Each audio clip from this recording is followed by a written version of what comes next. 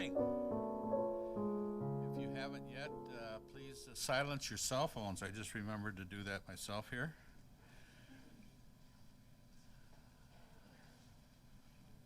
My name is Dan Schuster, and I'm the celebrant for today's service, and I had the opportunity to sit down with the family earlier this week and learn about Francine and her life, and I'm honored to be here to help tell her story.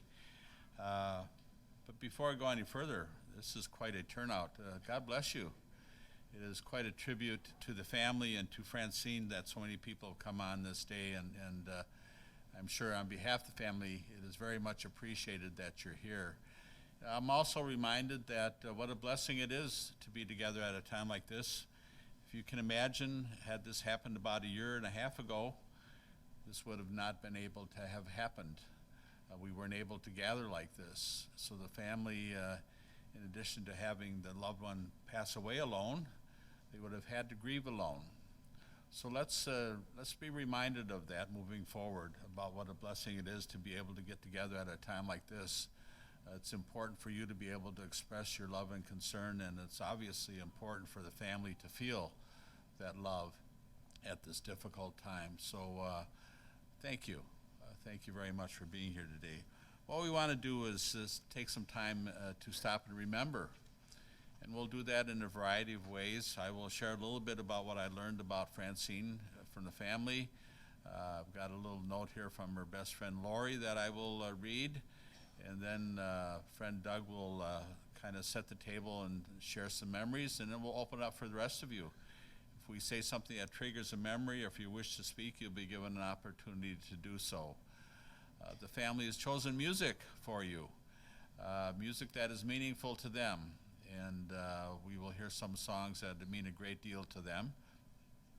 And then at the end of the service, I'll have some brief words from a Christian perspective that I give hope, that hope to give you some comfort and some ways for coping with the grief that you will feel with this loss. So with memories and music and a brief meditation, that's how the service will unfold today. So what I like to do is have our play our first song. And this is a song from back in the 70s. I listened to it yesterday in preparation for the service. It's a good old song, and it's kind of Bill and Francine's song.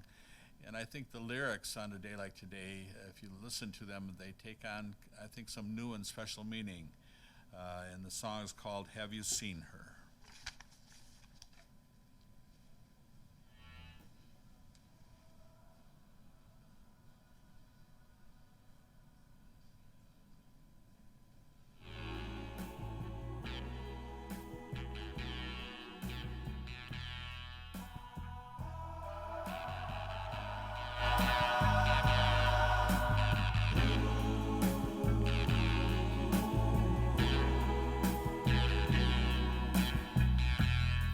One month ago today, I was happy as a lark. But now I go for walks, to the movies, maybe to the park. I have a seat on the same old bench to watch the children play. You know, tomorrow is their future, but for me, just another day. They all gather around me. They seem to know my name. We laugh, tell a few jokes, but it still doesn't ease my pain. I know I can't hide from a memory, though day after day I've tried. I keep saying she'll be back, but today again I've lied. Oh, I see her face everywhere I go, on the street and even at the picture show. Have you seen her? Tell me, have you seen her? Oh, I hear her voice as the cold winds blow in the sweet music on my radio. Have you seen her? Tell me, have you seen her?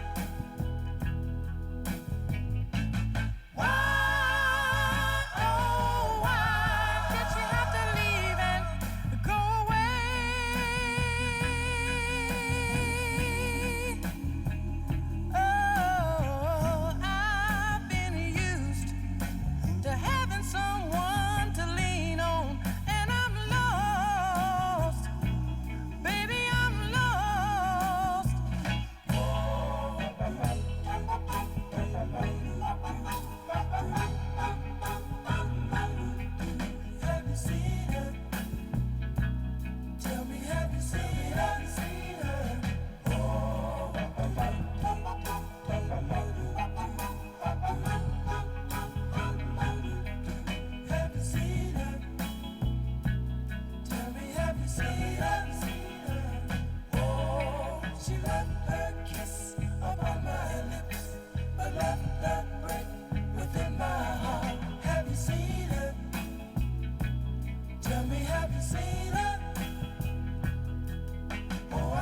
her hand reaching out to me. Only she can set me free. Have you seen her? Tell me, have you seen her? Why, oh, why did she have to leave and go away? Oh, yeah. Oh, I've been used to having someone to lean on, and I'm lost. Baby, I'm lost.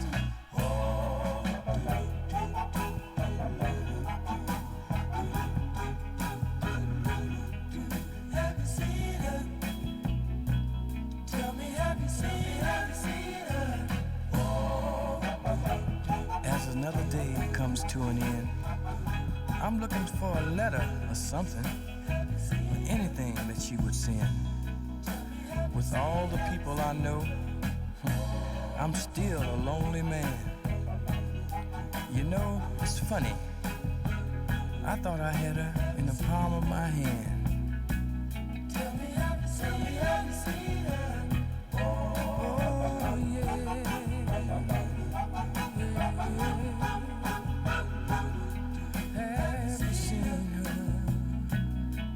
Have you seen her? Have you seen her?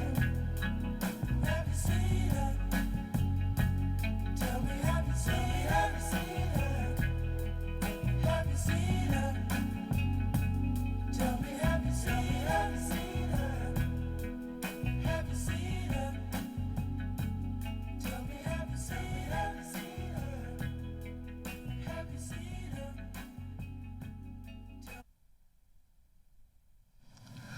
I'll begin by sharing Francine's obituary. She was born on September 1st, 1956.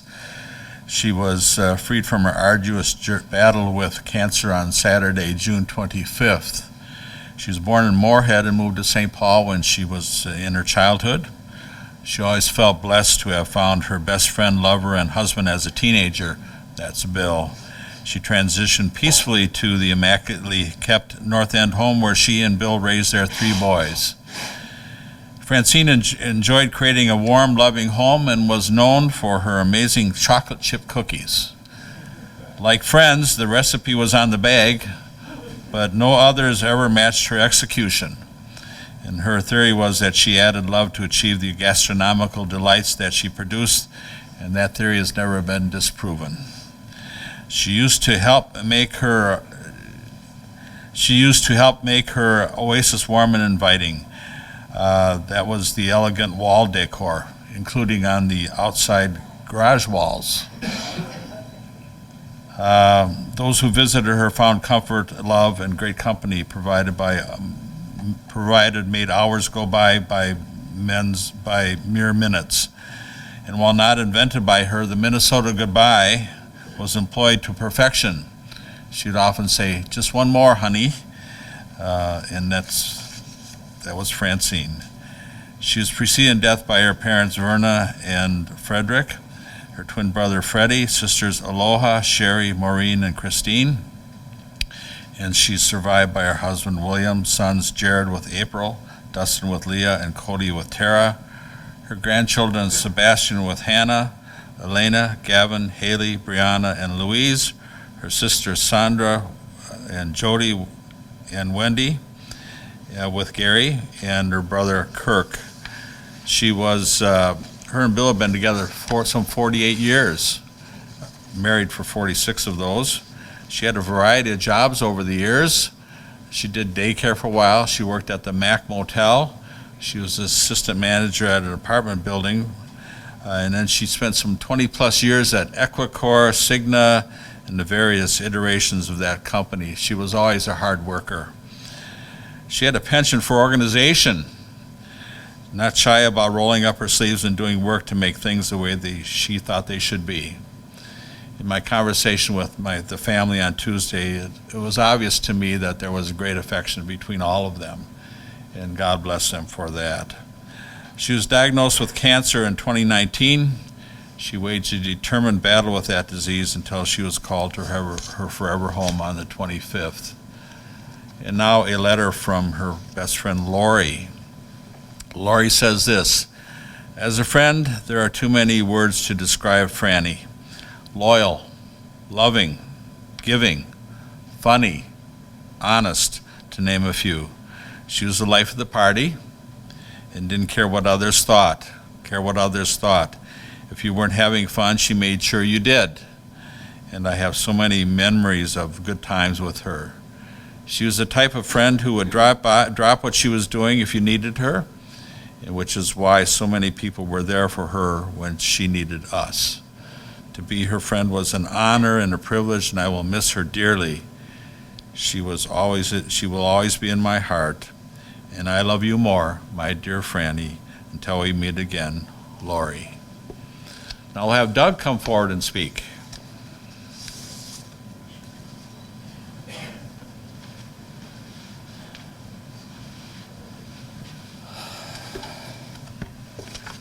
Good morning. So, I'm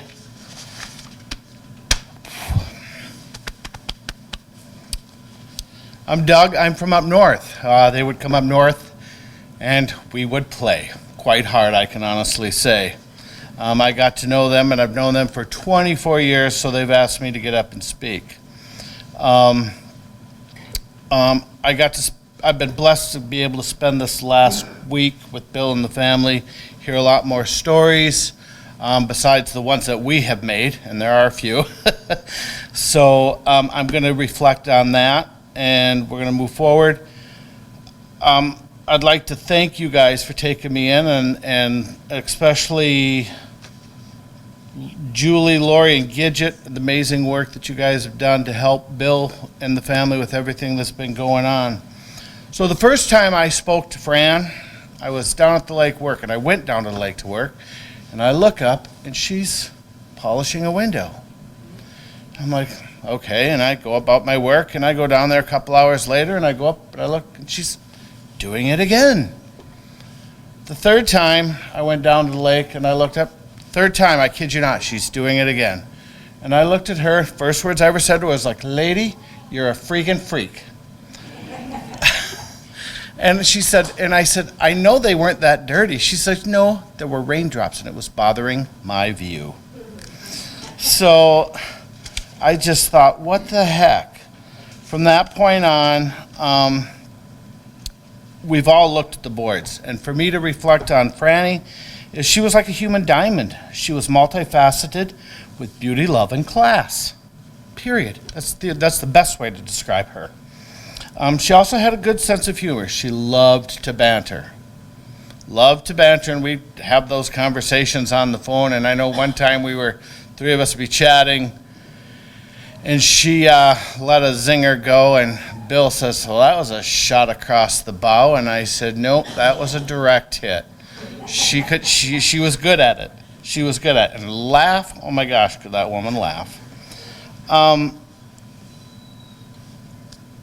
She was really good at the lengthy Minnesota goodbyes, as was stated earlier. It was just one more thing. Just one more thing. And I guess with Bill's sister Kathy, that was twice as long when they were on the phone together.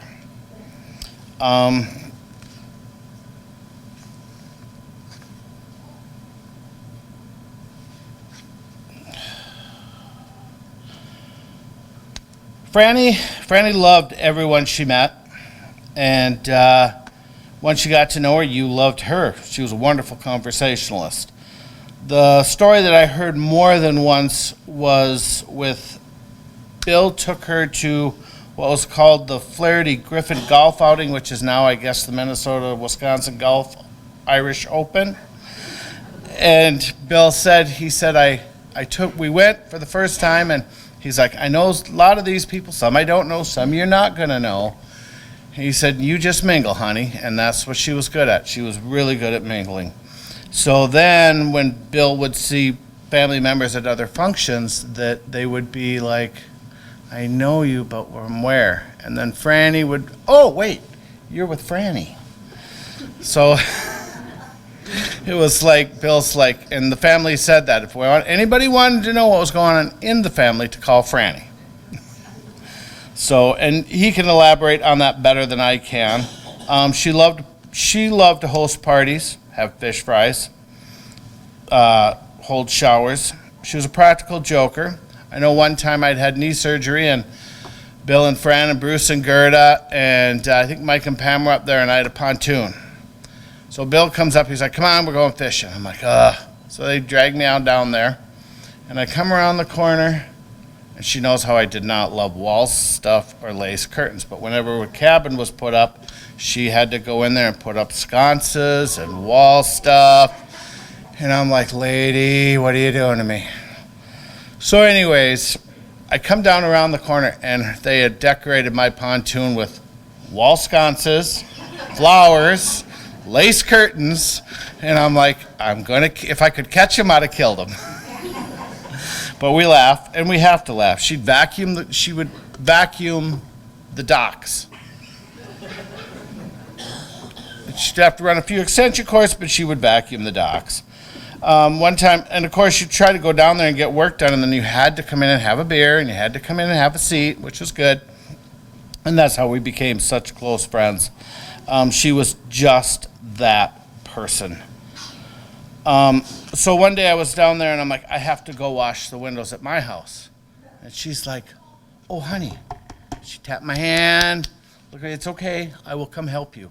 I'm like, no, you're on vacation. You do what you got to do. So she did. She came up, and she's like, and I looked at her again, and I said, lady, you're on vacation. You're a freaking freak. What are you doing? She's like, but that's who she was. Help everyone in any way, fashion, or form. And we were all blessed to have known her. She was a hugger. She was a patter. She was funny, and to her, nothing was funnier than a fart. Period. And it was a hee like I hear just like her mother. So that's cool.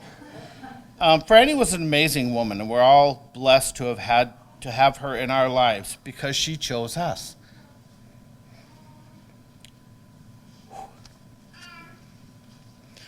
Remember your tears today will be joyful memories tomorrow. Every day we have a chance to make memories, take those chances and make those memories, because that's what Franny would want us to do. Now the family would like others to come up and speak if they would like to say something.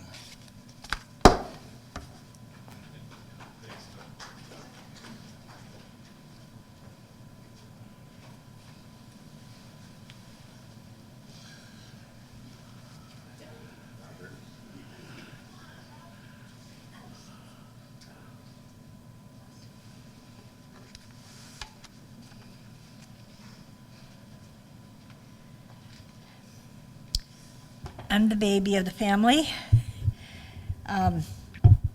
We were just talking the other day. When I was little, I remember this because I'd go to Francine's house and everything was always impeccable. Like they say, everything, the walls were all decorated. She loved to clean. She was vacuuming, polishing, everything. And at that time, wasn't old enough to smoke, but the rest of the family smoked, including Francine. And I remember anybody who come in the house and they lit up a cigarette, they'd sit down because she had ashtrays everywhere, especially with a big gathering. Ashtrays everywhere. But you did not use them because they were for looks. She'd polish them things up bright and shiny, and she'd walk around with this little ashtray. Everybody kind of got their own little ashtray to use so that they did not mess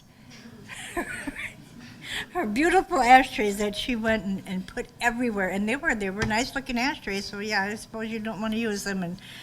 But she made sure everybody who did smoke was accommodated with their own little private ashtray, and she was a clean freak, not just a freak. She was a clean freak, and she was a good big sister. I'm gonna miss her.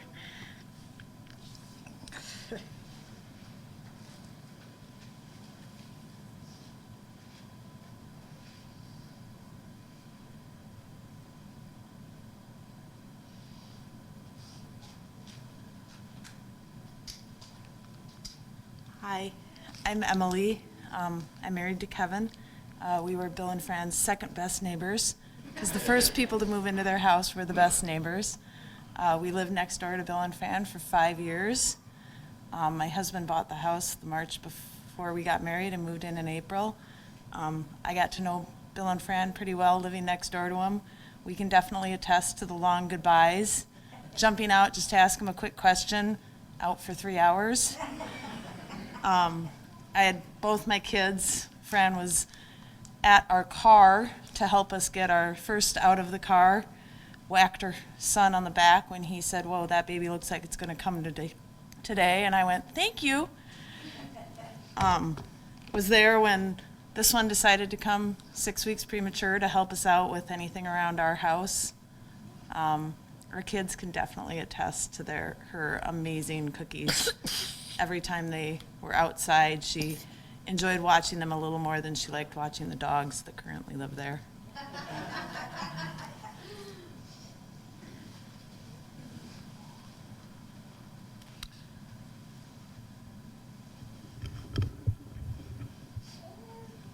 Okay, you can just take your time, take turns here. No problem. Hi, I'm one of the 4 left. I'm Jody. And I have lots of fun memories of my sister. When we were younger, I mean, we were old enough, but her twin brother had a car and we didn't. So he'd go to bed and we used to go in and steal his key out of his pocket. And we would go to the chain link and we would dance up a storm, just dance and dance, and we'd laugh and giggle. We had so much fun. Then, of course, on the way back, on the way home, Francine would always fall asleep. But as soon as I hit that curb, she would wake right up. I knew we were home because you hit the curb. We always had a little standing joke about that. I loved her with all my heart, all my soul.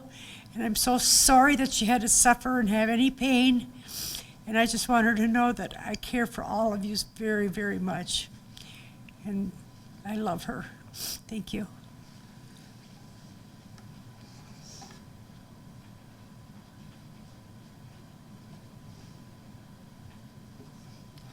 My name is Fern Iwasek, and my son and Cody have been friends their whole life. And Bill and everybody. So I really feel part of this family. And my son couldn't make it today because he got a new job and just couldn't come. But I'm so sorry for your loss. And I know you guys will make it. You are a very strong family. And Bill, you're a very strong man. You guys, good luck and everything. You're welcome.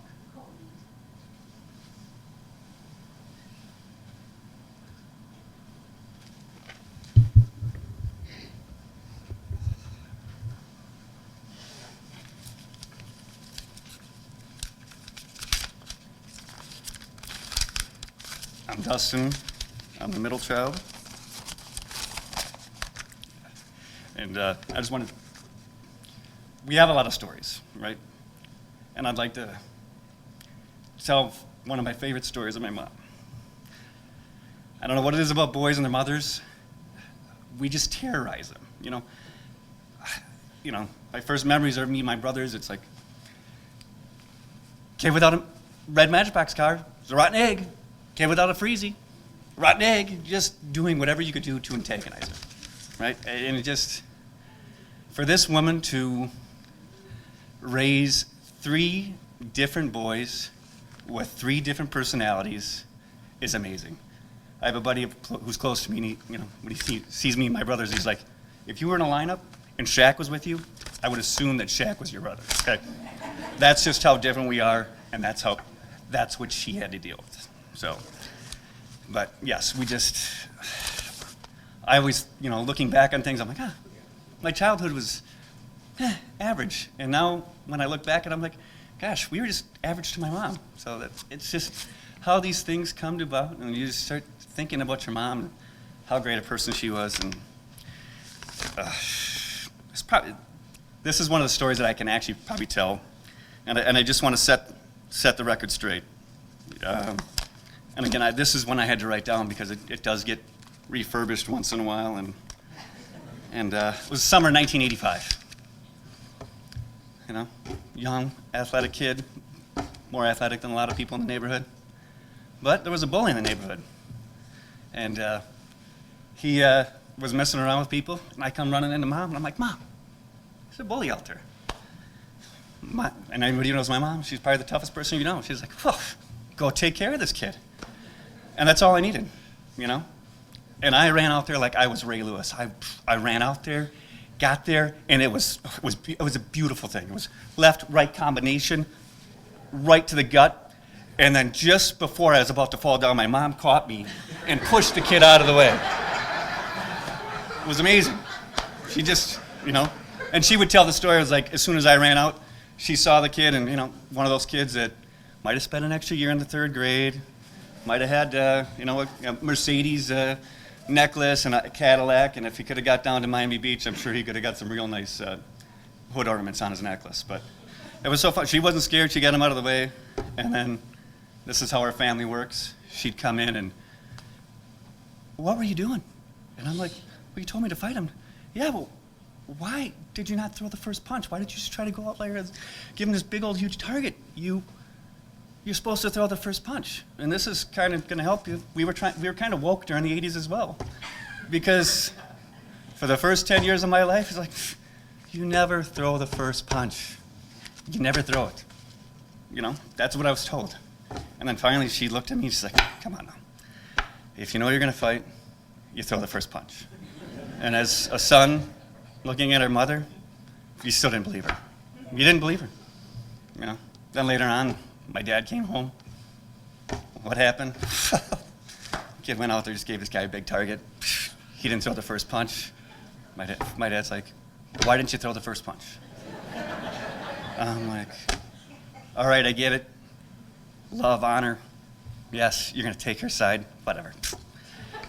And then later on that night, this story had festered, and obviously the black eyes started to come through, and friends of ours who I really didn't know that well, but this guy Roger and Anita came in, and she kind of told him the story, and like the guy looks at me and is like, why didn't you throw the first punch? What's wrong with you? You always throw the first punch. And it just took some guy that I didn't even know to tell me to throw the first punch, and it's kind of that relationship going forward from them. I started trusting my mom a little bit more, and that's how she was, you know.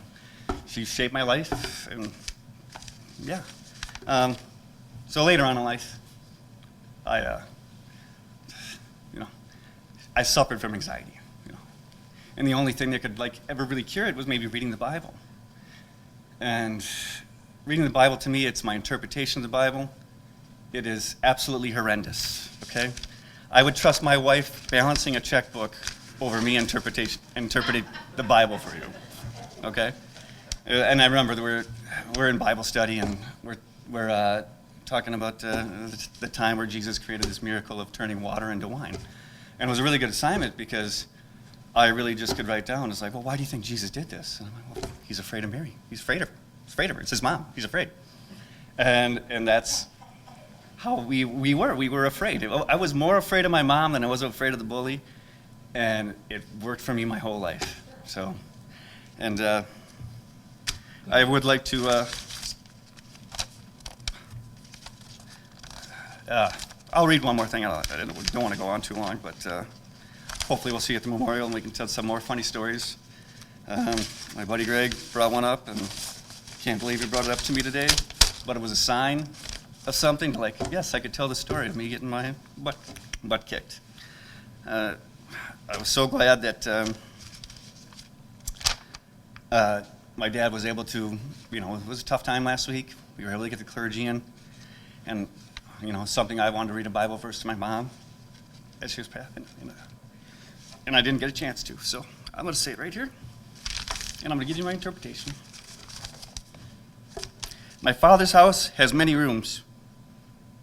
If that were not so, I would have told you that I'm going to be there to prepare the place for you. And if I go prepare the place for you, I'll welcome you back and take you with me, that you are also where I am. And just want to know, Mom, my interpretation of that is the last person to heaven is a rotten egg. Thank you.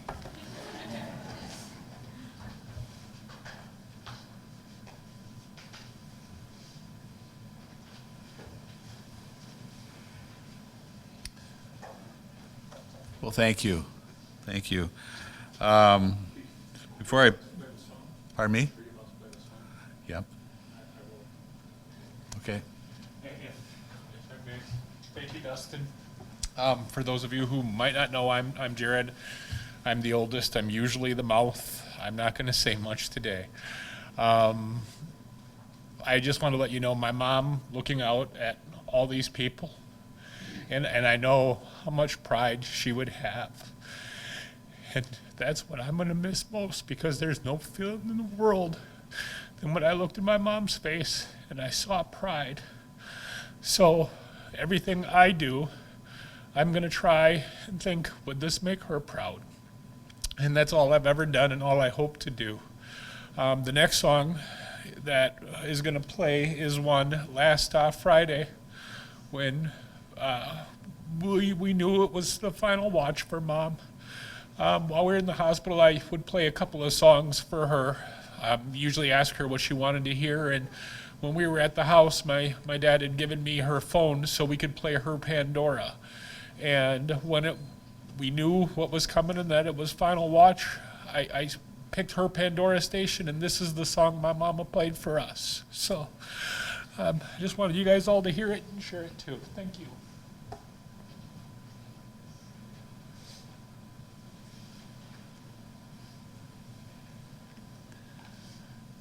Have to give them a signal in the back. Please play the next song. Thank you.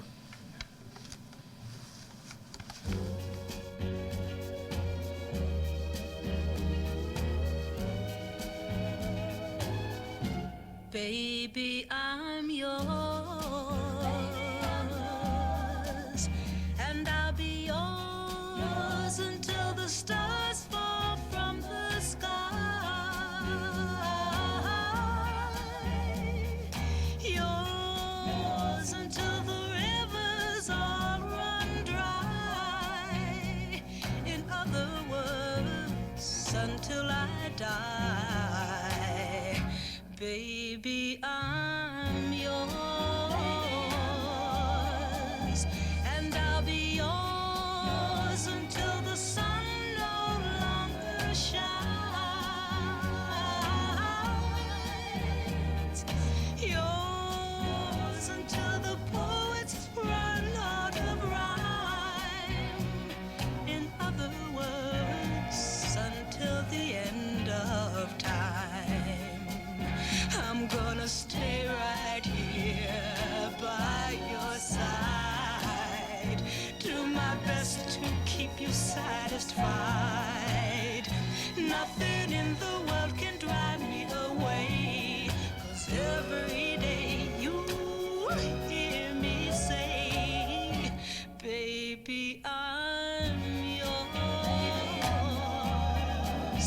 and I'll be yours until 2 and 2 is 3. Yours until the mountain crumbles to the sea. In other words, until eternity. Baby, I'm yours till the stars fall from the sky. Baby, I'm yours till the rivers all run dry. Baby, I'm yours till the poets run out of Just a brief word before I begin my final remarks. Bill wanted me to make sure that we recognize the caregivers who work so diligently and were so a blessing to Francine and the family at the hospital and the care center. So we do recognize them today. This is a tough day, no doubt about that, and it's because it's hard to say goodbye to someone you love. I think her sisters did a nice, eloquent job of that, but it is hard to say goodbye, no doubt about that. But if you think about it in life, just in general, we humans, we are not wired well to say goodbye. I had the evidence of that yesterday. I was helping my daughter move from their house of some 13 years, and she has a 16-year-old daughter. And her daughter had a best friend who lived right next door. So since they've been 3 years old, they've been best friends. They could just pop in and out of each other's houses like, unannounced, and just they're part of the family. And I was watching them yesterday, those two young ladies, as they had a long, tearful embrace in the driveway as we drove away from the house. We humans are not wired well to say goodbye. And what you're facing today is something totally different because you're no longer able to express or to see, experience Francine's physical presence. So it is a tough day, we acknowledge that. But in talking with the family, I just sensed a great love and respect. You heard that today in their remarks. Obviously, she was kind of the glue that held things together, and so it made me think. What made me think of that is there's an author, A.A. Milne. He wrote the Winnie the Pooh books, and he said this. He says, "How lucky are we to have someone in our lives that makes saying goodbye so difficult." If you think about that, when you're having a hard day and grief is having its way with you, if you can somehow turn that around and have a sense of gratitude, how blessed were you that she was part of your life, that she was your mother, your husband, your friend, your sister. You were the blessed ones. And so when days are difficult and it's hard, if you can somehow just find it in your heart to be grateful, I think that will help. It also might help for you to realize that she'll still be with you in many unexpected ways. It might be something that happens when you get up in the morning. You'll think of her. It might be at night. It might be like we experienced today. It might be you'll remember her in a song. Maybe it's just a place, somewhere where you've been. She'll still be with you. She's no longer physically present, but she's with you in spirit and in your heart. And right now, when you think of her, it's often with the tears because the loss is so fresh. But eventually, I'm just sure when you think of Francine, it will be with a smile on your face instead of a tear in your eye. And that will be a blessing to you. It is, when I was reflecting on her battle with cancer, I couldn't help but think of my favorite Christian writer. His name is Max Lucado. And Max Lucado, one time, he was thinking about how will we be greeted when we get to heaven? What will happen? And he thinks that for many people, and I thought of this for Francine, when we get to heaven, we will be greeted by two words. It'll say, no more. What he meant by that had been no more cancer, no more suffering, no more pain, no more sorrow, no more. She's experiencing perfect peace. And I hope that thought gives you comfort on a day like today as well. It's hard to understand the whys and wherefores of life and death, and I don't pretend to be an expert on that, but a gal named Pam Rinke wrote this, and I like what she had to say. I would like to believe that God sends us to earth as his children to serve a special purpose. It may be as simple as to plant a flower, or to make someone smile, or to paint a picture, or to be a mom, or to write a poem or sing a song, or to be a friend, or perhaps to have a child or to be a child. And when God is pleased, he calls us back home. I also like to think that Fran would have a sentiment that she would like to express to you today. It would probably go something like this. She would say to you, perhaps you aren't ready to say goodbye. Perhaps you thought of some things you wish you had said. Well, so have I. For one thing, I've told you not to worry about me. I'm with the Lord in heaven now, and you knew that's where I'd be. I'm sorry that you're feeling sad, because I'm happy now. I've asked the Lord to ease the hurt and comfort to find you somehow. It's hard in the beginning, but I know you'll make it through, and I hope it helps to know that I'll be waiting there for you.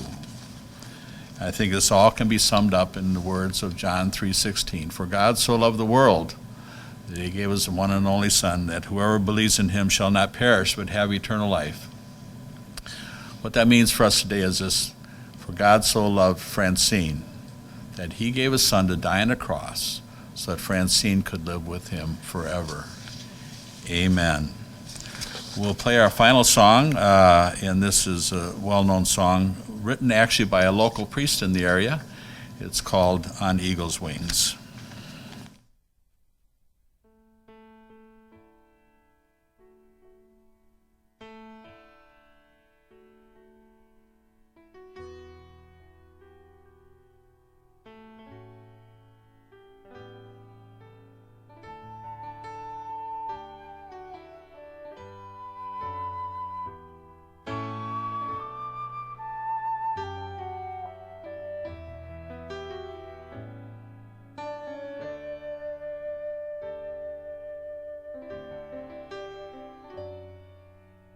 You dwell in the shelter of the Lord, who abide in his shadow for life. Say to the Lord, my refuge,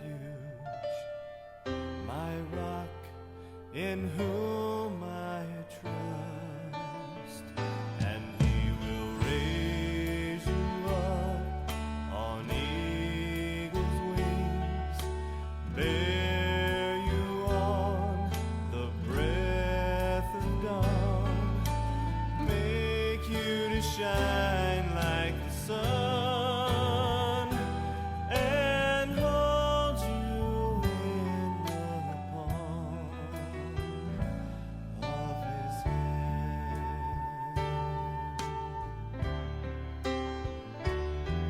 The snare of the fowler will never capture you, and famine will bring you no fear.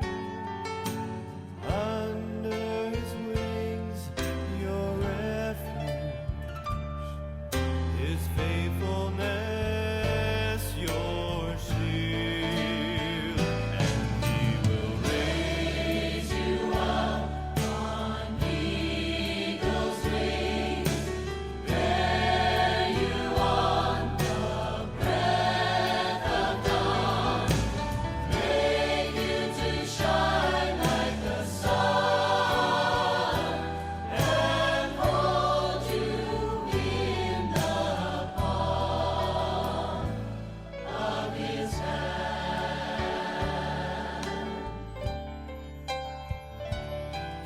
And for to his angels he's given a command to guide you in all of your ways.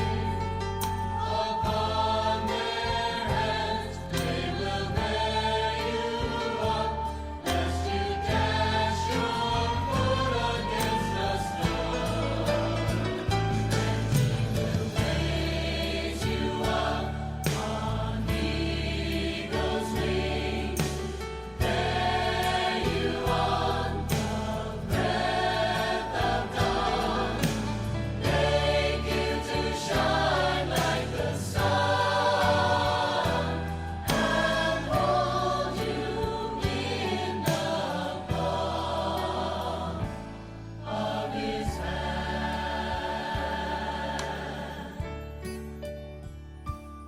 And hold you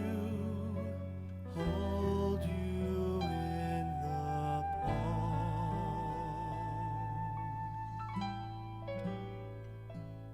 of his hand.